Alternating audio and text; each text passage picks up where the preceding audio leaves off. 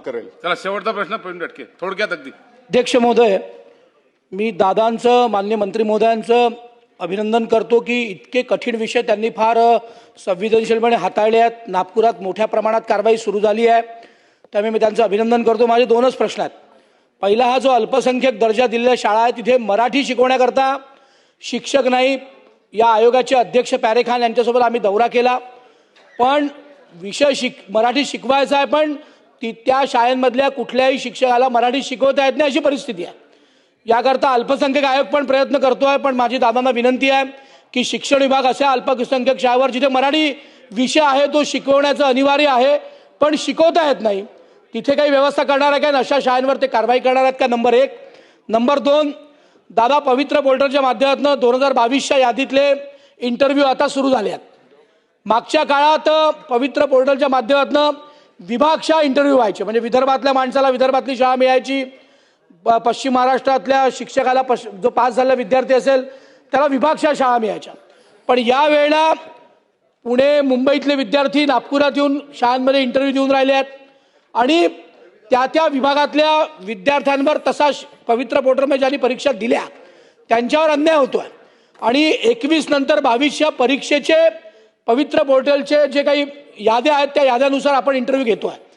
आता माननीय पाटील साहेबांनी सांगितलं तसाच विषय आहे की एक तर त्या शाळा यांना घेत नाही आणि त्या शाळा रिकाम्या राहतात आणि मग ते कॉन्ट्रॅक्ट बेसिसवर शिक्षक ठेवून त्याला पगार देतात.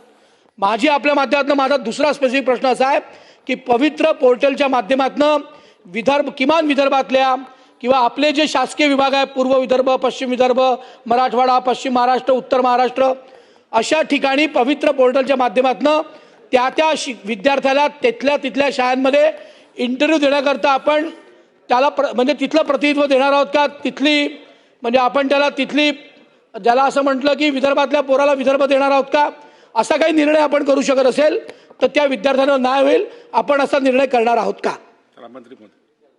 अध्यक्ष महोदय, सन्माननीय सदस्य प्रवीणजी दटके साहेबांनी अतिशय चांगला मुद्दा या ठिकाणी उपस्थित केलेला आहे. जसं मी सांगितलं की गुणवत्तापूर्ण शिक्षक आणि त्या ठिकाणी पारदर्शक पद्धतीने निवड झाली पाहिजे या भावनेतून जी काही पवित्र पोर्टल प्रणाली आलेली आहे त्याच्यामध्ये आपण जे सांगितलेलं आहे त्याप्रमाणे पण आपण येणाऱ्या काळामध्ये जे काही बदल करणार आहोत त्याच्यामध्ये या गोष्टींचा समावेश करणार आहोत. काही ठिकाणावरनं अशाही सूचना आल्या की काही शिक्षक बांधव ऑलरेडी काही ठिकाणी त्यांना नोकरी मिळालेली आहे, परंतु ते पण परत त्या ठिकाणी अप्लाय करतात आणि मग त्या जागा त्या ठिकाणी अडवल्या जातात. आणि म्हणून या सर्व विषयांचा समावेश करून पुढच्या टप्प्यामध्ये आपण त्या ठिकाणी सुधारणा करणार आहोत. मराठी सर्व माध्यमांच्या शाळेंमध्ये शिकवणं बंधनकारक हा निर्णय शासनाने त्या ठिकाणी केलेला आहे. यामध्ये जर कोण कुचराई करत असेल तर ते बिलकुल सहन केलं जाणार नाही, त्याच्यावर कारवाई त्या संस्थेवर त्या शाळेवर त्या ठिकाणी केली जाईल. राष्ट्रगीताच्या नंतर राज्यगीत गाणं हे बंधनकारक हे सर्व माध्यमांच्या शाळेमध्ये त्या ठिकाणी करण्यात आलेलं आहे आणि सर्व माध्यमांच्या शाळेमध्ये या सर्व विषयांची प्रभावी अंमलबजावणी झाली पाहिजे. या दृष्टिकोनातून आपण सर्वजण त्या ठिकाणी प्रयत्न करूया. चला.